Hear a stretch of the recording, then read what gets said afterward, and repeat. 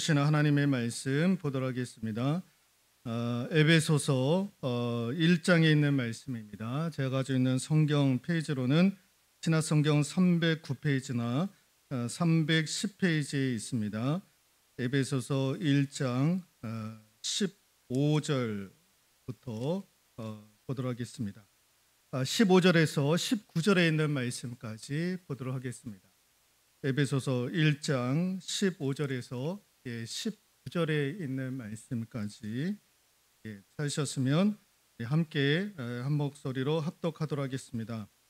이로 말미암아 주 예수 안에서 너희 믿음과 모든 성도를 향한 사랑을 나도 듣고 내가 기도할 때 기억하며 너희로 말미암아 감사하기를 그치지 아니하고 우리 주 예수 그리스도의 하나님 영광의 아버지께서 지혜와 계시의 영을 너희에게 주사 하나님을 알게 하시고 너희 마음의 눈을 밝히사 그의 부르심의 소망이 무엇이며 성도 안에서 그 기업의 영광의 풍성함이 무엇이며 그의 힘의 위력으로 역사하심을 따라 믿는 우리에게 베푸신 능력의 지극히 크심이 어떠한 것을 너희로 알게 하시기를 구하노라.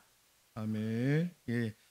오늘 에베소서 두 번째 시간 바울의 기도라고 하는 제목으로 또 말씀 전해드리도록 하겠습니다. 오늘 우리가 읽었던 15절 위에 보시면 바울의 기도라고 이렇게 제목으로 쓰여져 있지 않습니까? 바울이 오늘 에베소 교인들을 향해서 올려드리는 기도의 내용이기도 합니다. 옛날 몇 년 전, 몇 해 전에 TV 프로그램에 그 명품 진품이라고 하는 프로그램이 있었죠. 그 이제 골동품을 가지고 이제 전문가가 잘 살펴봐 가지고 높은 가격을 매기는 그런 골동품이 있습니다. 우리 눈에는 보기에는 전혀 값어치가 나가지 않는 것만 같은데 이 전문가의 눈에서 보면은 그게 굉장히 값어치가 나가는 물품이 되더라라는 거예요. 여러분 그렇습니다. 누가 보느냐에 따라서 틀리는 거예요. 누가 보느냐에 따라서 소중한 것을 소중하게 여기는 사람이 있는가 반면에 그 소중한 것임에도 불구하고 소중히 여기지 못하시는 분들이 있습니다. 여러분 하나님께서 우리에게 주신 두 가지 위대하고 가장 큰 선물이 두 개가 있습니다. 하나는 가정이고 하나는 교회입니다. 가정과 교회는 하나님께서 우리에게 주시는 은혜의 선물인 거예요. 가장 복되고 가장 소중한 것. 여러분 선물은 우리가 줄 때에 귀한 것, 소중한 것, 복된 것 그게 이제 선물 아닙니까? 하나님께서 우리에게 주시는 은혜의 선물. 하나님 편에서 보실 때에는 가장 소중하고 가장 위대하고 가장 값이 나가는 값어치가 있는 것. 그 두 가지를 주셨는데 그게 가정이고 또 하나가 교회입니다. 가정을 소중히 여겨야 되는 거예요. 그러니까 남편을 소중히 여길 줄 알아야 되고 부인을 소중히 여길 줄 알아야 돼요. 여러분 자녀들도 소중히 여길 줄 알아야 되는 거예요. 못 배웠으니까, 못 가르쳤으니까 저게 나중에 뭐가 될 수 있을까? 그런 식으로 생각을 하는데 천만의 말씀이에요. 여러분 비록 내가 못 가르쳤다 할지라도 하나님께서 그에게 은혜 주시면 여러분 부모가 생각지도 못했던 자리와 위치를 가지고 귀하게 쓰임받을 때가 찾아오는 거예요. 하나님이 주신 자녀인데 못같이 여기는 부모들이 있는 거예요. 여러분 그 하나님께서 우리에게 주시는 자녀들을 못같이 여길 수 있지 않기를 소망합니다. 엿같이 보지 않기를 소망합니다. 하나님이 얼마나 귀하게 주신 자녀들인데 기대하고 소망하고 여러분 교회도 하나님께서 우리에게 주신 선물인 거예요. 세폰교회도 하나님께서 우리에게 많은 고심과 고민을 통해서 우리에게 주신 교회인 줄로 믿습니다. 여러분 교회를 소중히 여기시기 바랍니다. 하나님이 우리에게 주시는 거예요. 그런데 교회를 소중히 여기느냐라는 거예요. 가볍게 그거를 여기느냐라는 거예요. 하찮게 여기는 않는가. 뭐 가정도 하찮게 여기는데 교회는 여러분 목사님 교회가 세풍리에 세풍교회만 있습니까? 수많은 교회가 있는데 이 교회 아니더라도 난 다른 교회 가면 그만입니다. 이 교회 아니면 다른 교회 가면 그만이다라고 하는 그 생각이 얼마나 어리석은 생각이느냐라는 거예요. 여러분, 수많은 교회 가운데 하나님께서 나에게 섬기도록 주신 은혜의 선물 교회를 소중히 여길 수 있기를 소망합니다. 여러분, 내가 여기 새봄교회를 하는 건 내 선택이 아닌 거예요. 하나님께서 내게 허락해 주신 은혜의 선물인 거예요. 그러면 이 교회를 소중히 여길 수 있는 저와 여러분들 될 수 있기를 소망합니다. 소중히 여겨야 될 것을 소중히 여기지 못하는 거예요. 오늘 사도 바울이 에베소 교인들을 향해서 기도했던 내용이 마치 이와 같다라는 거예요. 이 녀석들이 소중히 여겨야 될 것들을 소중히 여기지 않는 거예요. 그러니까 예전에는 소중히 여겼다가 시간이 지나면서 소중히 여기지 않는 그 어떤 모습들이 있었던 거예요. 그 모습을 보고 사도 바울이 안 되겠다 싶어가지고 그거를 기도의 제목을 삼고 또 이 감옥에서 에베소 교인들을 향해서 너희들이 예전에는 이런 것들을 정말 소중히 여겼는데 왜 지금은 그것을 소중히 여기지 않느냐? 그게 나의 기도의 제목이 되었다라는 거예요. 그래서 사도 바울이 오늘 에베소 교인들을 향해 바울의 기도의 제목들을 던져주면서 그렇지, 우리가 예전에 이런 것들을 소중히 여겼었지, 소중히 알고 있었었지, 이런 것들을 깨닫게 하시는 거죠. 그래서 사도 바울이 무엇을 가지고 기도했느냐? 오늘 17절 말씀과 19절에 있는 말씀을 보시면, 여러분 17절 하반부에 보시면 알게 하시고 또 19절 하반부에 보시면 알게 하시기를 이라고 되어져 있습니다. 알게 해달라는 거예요. 이게 사도 바울이 에베소 교회를 향해 또 하나님을 향해서 빌었던 내용입니다. 기도의 제목입니다. 알게 하소서. 이거는요, 기도의 말미에, 기도 말미에 하나님 이런 것들을 알게 해 주십시오. 에베소 교인들이 소중한 것들을 알지 못하고 있는데, 깨닫지 못하고 있는데 하나님 그것을 좀 알게 해 주십시오 해가지고 알게 해달라라는 거예요. 그럼 뭘 알게 해달라 했는가? 오늘은 이 첫 번째 시간 같이 한번 읽어볼까요? 하나님을 알게 하시고, 하나님을 알게 하시고, 17절 하반부에 하나님을 알게 하시고, 하나님을 알게 하시고. 지금 그 영어 성경 NIV 성경을 제가 이제 번역을 해놨는데, 저 뜻이 뭐냐? 하나님을 더욱 잘 알게 하시고, 하나님을 더욱더 잘 알게 해달라는 거예요. 하나님을 알게 해달라는 거예요. 예전에 에베소 교회 성도들이 하나님을 잘 알고 있었는데, 근데 이거를 지금 놓치고 있다라는 거예요. 하나님을 알게 하시고. 왜 하나님을 알아야 되느냐? 여러분, 하나님께서 우리에게 은혜와 복을 주시는데 그 은혜와 복을 주시는 근원자이신 하나님에 대해서 우리가 알고 있어야 된다라는 거예요. 하나님을 알게 하시고. 여러분, 이 알게 하시고라는 말의 의미는 단순히 지식적으로 아는 것이 아니라 경험적으로 아는 거예요. 경험적. 여러분, 하나님에 대해서 아는 것과 하나님을 아는 것은 차이가 나는 거예요. 하나님에 대해서 아는 것은 지식적으로 아는 것, 하나님을 알고 있는 것은 경험적으로 아는 것. 여러분, 예를 들어서 제가 윤석열 대통령에 대해서 알고 있는 것은 지식적으로 알고 있는 것들이 있어요. 서울대 법학과 출신이고 사법고시 패스를 위해서 구술을 했다라는 거, 9번 도전했다라는 거, 서울지방 검사장이었다라는 거, 검찰총장이었다라는 거, 이런 것들은 제가 윤석열 대통령에 대해서 지식적으로 알고 있는 거예요. 이 지식적으로 알고 있는 것은 저만 알고 있는 것이 아니라 여러분들도 지식적으로 알고 있는 것들이 있습니다. 그러니까 윤석열 대통령에 대해서 아는 것은 지식적인 거예요. 근데 경험적으로 제가 윤석열 대통령과 경험적으로 만나보거나 통화를 해보거나 그가 어떤 인격의 소유자인지를 경험을 해본 적이 없어요. 그래서 저는 윤석열 대통령에 대해서는 알고 있지만 그에 대해서 구체적으로 아는 바는 아무것도 없다라는 것입니다. 여러분, 오늘 사도 바울이 에베소 교인들을 향해서 기도하는 것이 하나님을 알게 하시고 라고 했었을 때 에베소 교인들은 하나님에 대해서 어떻게 알고 있었느냐? 지식적으로 알고 있었던 것이 아니라 경험적으로 구체적으로 하나님을 알고 있었다라는 것입니다. 그런데 여러분, 그 하나님을 인간의 이성으로 알 수 있습니까? 없습니까? 여러분, 인간의 이성으로 하나님을 알 수가 없습니다. 여러분, 유한한 인간이 무한한 하나님에 대해서 알 수가 없는 거예요. 예를 들면 여러분, 멍멍이 개, 여러분, 개가 아무리 똑똑하고 아무리 좋은 훈련을 시킨다 할지라도요, 인간의 세계를 이해할 수 있겠습니까?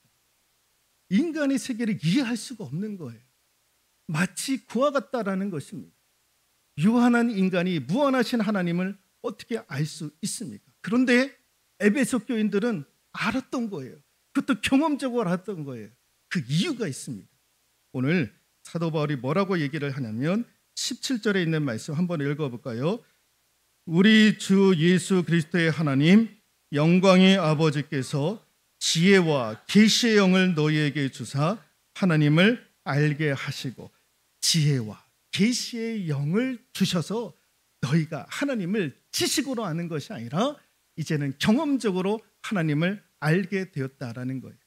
지혜와 계시의 영, 이게 간단히 말하면 뭡니까? 성령을 주셨다라는 거예요. 그러니까 성령을 받아야 하나님을 알 수가 있는 거예요. 그러니까 여러분, 성령의 사역 가운데 가장 중요한 것이 무엇이냐? 우리를 하나님을 믿게 하는 것. 하나님을 믿게 하는 게 성령의 사역인 거예요. 여러분, 죽으라고 예수님을 설명을 해도 믿어지지 않는 분들이 있어요. 그런데 우리는 믿어지는 거예요. 이게 성령의 역사인 거예요. 여러분, 살아계신 하나님을 보신 분이 있습니까? 그분이 어떻게 생겼는지를 여러분이 영적으로 보신 적이 있으십니까? 천국을 보신 분들이 있습니다. 본 바도 없는데 마치 그분이 살아계신 하나님처럼, 내 아버지처럼 믿어지는 것은 성령께서 역사하셨기 때문에 그러는 거예요. 그러니까 여러분, 성령께서 역사하셔서 내가 하나님을 믿게 되었다 그러면 내 안에 누가 계시는 겁니까? 성령께서 거하고 계시는 거예요. 지금도 내 안에 성령께서 거하고 계시는 거예요.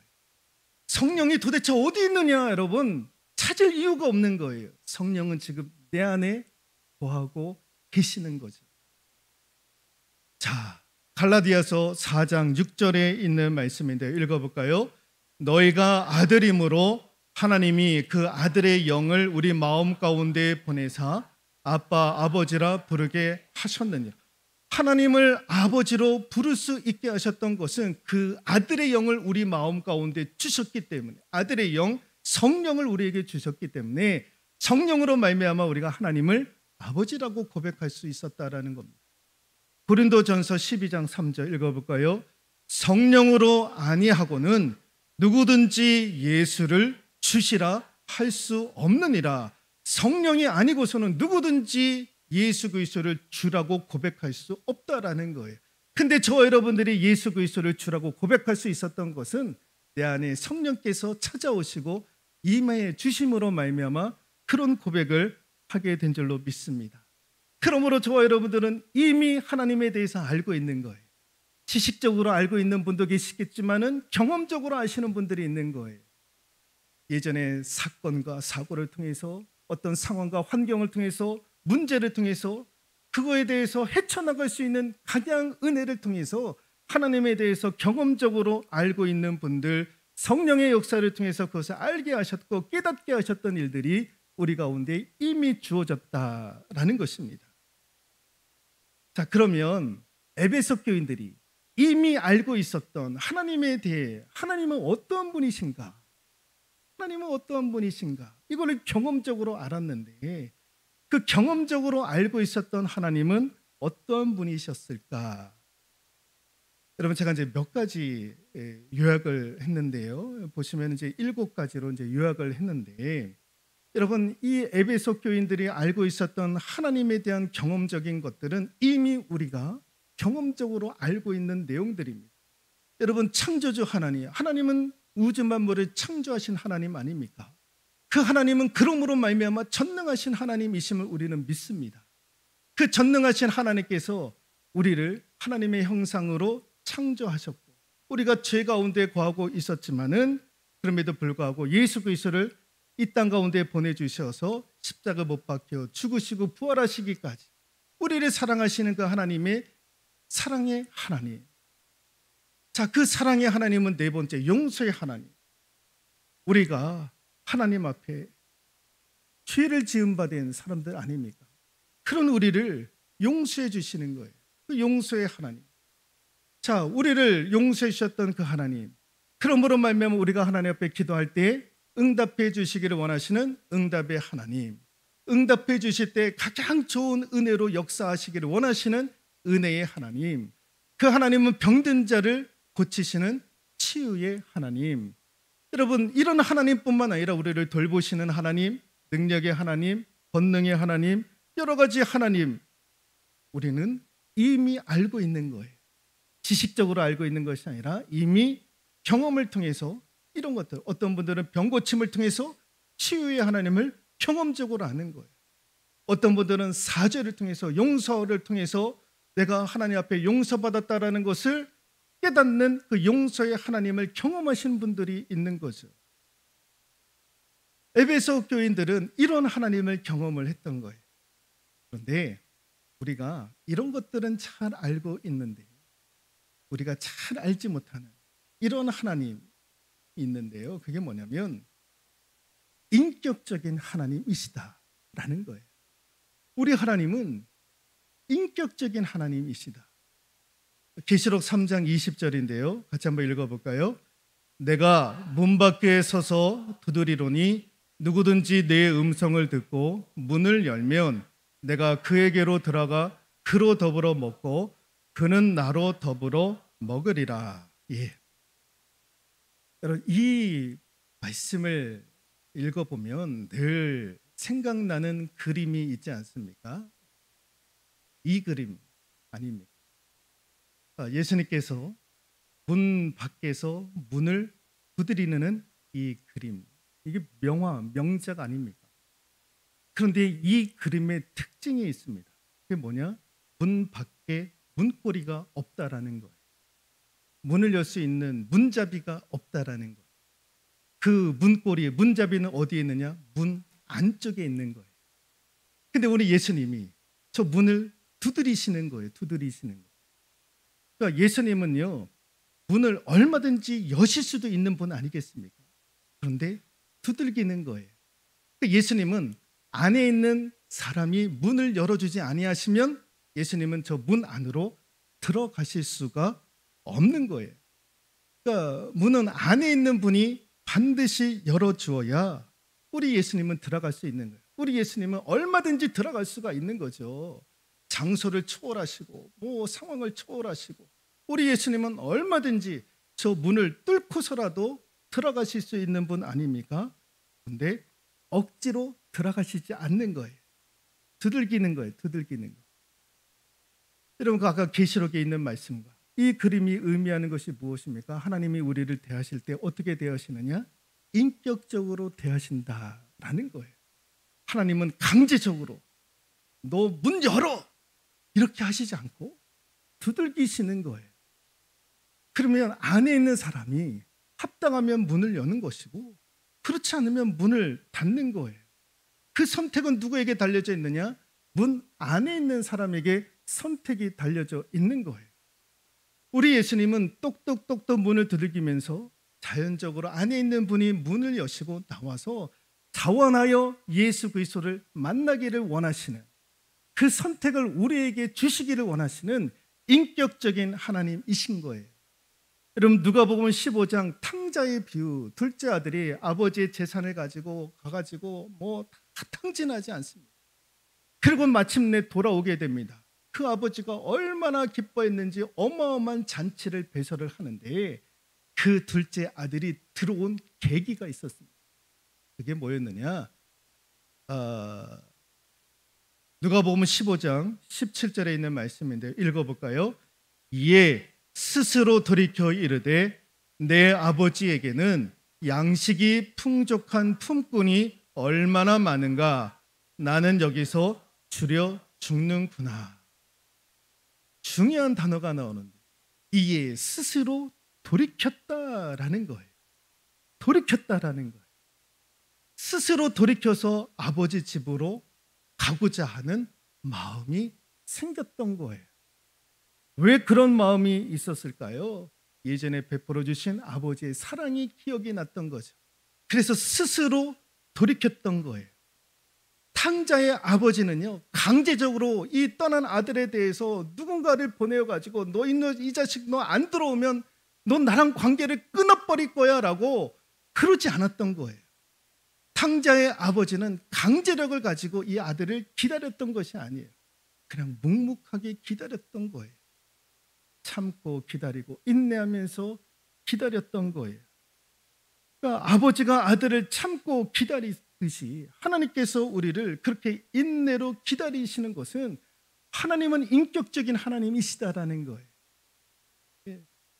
여러분 지금 얼마든지 우리 하나님은 강제력을 동원해가지고 뭐 심판을 하든지 병을 병을 주든지 뭐 패든지 어렵게 해서든지 해가지고 얼마든지 우리 하나님은 우리를 하나님의 자녀로 삼아 주실 수도 있는 분이에요. 근데 그런 거 다 사용치 아니하시고 기다리시는 거죠. 기다리시는. 왜? 우리 하나님은 인격적인 하나님이시니까. 자, 그럼 8가지가 되는 것 아닙니까? 이 8가지를 우리는 경험적으로 이미 알고 있습니다. 여러분 믿으십니까? 여러분들은 이 8가지의 하나님을 이미 지식적으로 뿐만 아니라 경험적으로 8개는 다 아니더라도 몇몇의 하나님은 우리가 알고 있는 줄로 믿습니다. 여러분 그게 믿어지면은요 뭐가 되느냐?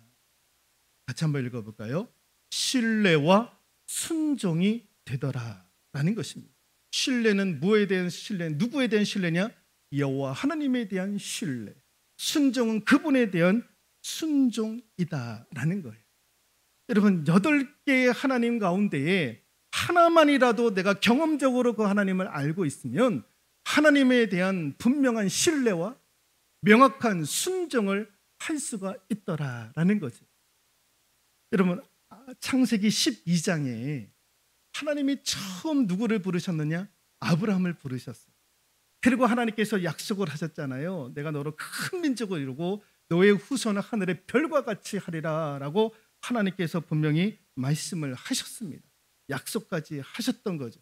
도장까지 찍었던 거예요. 그런데 아브라함이 그것을 믿지를 못했던 거예요. 왜 믿지를 못했습니까? 이런 8가지의 하나님에 대해서 알지를 못했던 거예요. 경험적으로 알지를 못했던 거죠.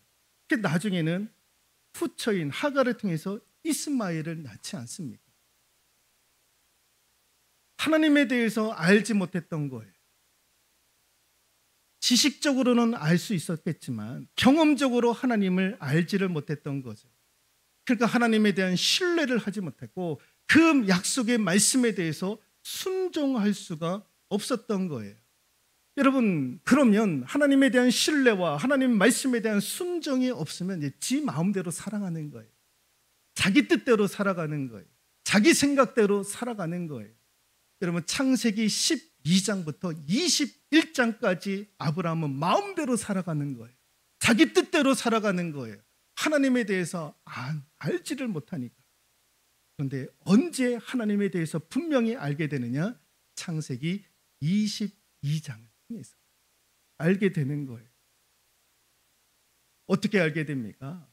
이삭을 번제로 드리지 않습니까? 그 하나님의 명령 앞에 아브라함이 순종을 하게 되는 거예요. 왜 순종을 하게 됩니까? 그제서야 아브라함은 하나님에 대해서 알았던 거예요. 알기 시작을 했던 거예요. 경험적으로 알기 시작을 했던 거예요. 그래서 그 하나님을 신뢰하고 그 하나님의 말씀 앞에 100% 순종하여서 이삭을 번제로 드릴 수 있었던 것입니다. 여러분 8가지 중에 하나라도 내가 경험적으로 하나님을 알면 하나님에 대한 신뢰와 순종이 있게 되는 줄로 믿습니다. 야고보서 2장 19절인데요. 읽어볼까요? 네가 하나님은 한 분이신 줄을 믿느냐? 잘하는도다. 귀신들도 믿고 떠느니라. 귀신들도 믿고 두려워한다라는 거예요. 귀신들도 알고 있다라는 거예요. 뭘 알고 있느냐? 8가지의 하나님. 니들이 알고 있는 8가지의 하나님을 귀신도 알고 있다라는 거예요. 여러분 똑같잖아요. 우리가 알고 있는 하나님을 귀신도 알고 있다라는 거예요. 우리 하나님은 삼위일체의 하나님, 우주 만물을 창조하신 하나님, 사랑의 하나님, 용서의 하나님, 치유의 하나님, 인격적인 하나님. 내가 알고 있는 것처럼 누구도 알고 있느냐? 귀신도 알고 있다라는 거예요. 귀신도 똑같이 알고 있는 거. 근데 그 귀신과 우리의 차이점이 무엇입니까? 귀신과 우리의 결정적인 차이점은요, 바로 이거예요. 예, 신뢰와 순종인 거예요. 여러분, 귀신이 8가지의 하나님을 다 알고 있음에도 불구하고 귀신 마귀가 하나님을 신뢰하고 그 말씀 앞에 순종할 수 있습니까? 귀신은 여호와 하나님을 신뢰하지도 않고 그 하나님의 말씀 앞에 순종하지도 않는 거예요. 근데 우리는 어떻습니까? 귀신하고 똑같이 하나님을 알고 있지만 우리는 하나님을 신뢰하고 그 말씀 앞에 100% 순종하기를 원하는 것 아니겠습니까? 이 마귀와 우리의 차이인 거예요. 여러분, 사사 입다가요, 여러분 아시는 바와 같이 암몬과 전쟁을 앞두고 하나님 앞에 서원을 하지 않습니까? 전쟁에서 승리하고 돌아올 때에 나를 첫 번째로 반기는 사람을 번제로 다 태워가지고 하나님 앞에 드리겠다 소원을 하게 됩니다. 제일 첫 번째로 반겼던 사람이 누구였습니까? 입다의 딸이었던 거예요. 큰일 났던 것 아닙니까? 그 번제로 태워가지고 그 딸을 드린다고 하지 않았습니까? 여러분, 그거를 하나님이 받으실까요? 안 받으실까요? 그 소원을 하나님께서 마땅한 소원으로 하나님은 받으실까요? 안 받으실까요? 안 받으시는 거예요. 인신 제사를 하나님께서 원하시는 분이십니까? 그렇다면 이삭을 하나님께서 받으셨겠죠? 아닌 거예요. 아, 하나님, 내가 소원을 잘못했습니다. 이럴 줄 모르고 내가 잘못된 소원을 했습니다 라고 돌이키면 되는 거예요. 하나님 앞에 회개하고 돌이키면 되는 거예요. 그런데 사사 입다가 하나님에 대해서 알지를 못했던 거예요. 그 용서의 하나님, 치유의 하나님, 그 사랑이 많으신 하나님에 대해서 알지를 못했던 거예요. 그러니까 여러분, 지식적으로 알아도 소용이 없는 거예요. 경험적으로 알아야 되는 거예요.